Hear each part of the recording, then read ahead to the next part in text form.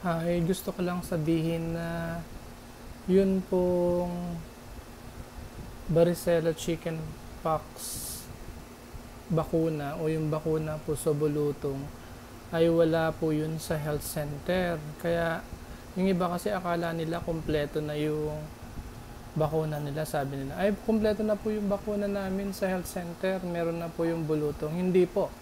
Wala po yung kasama yun sa health center yung varicella chickenpox vaccine. Tapos huwag kayong papayag na walang bakuna yung mga anak nyo po sa bulutong kasi huwag kayong maniniwala dun sabi na ay hayaan na lang natin magkabulutong kasi lahat naman nagkakabulutong. Mali po yun kasi pagdating ng araw pwede silang magkaroon ng shingles.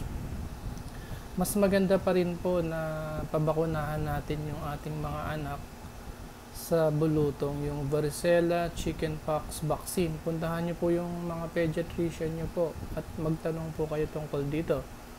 Thank you po.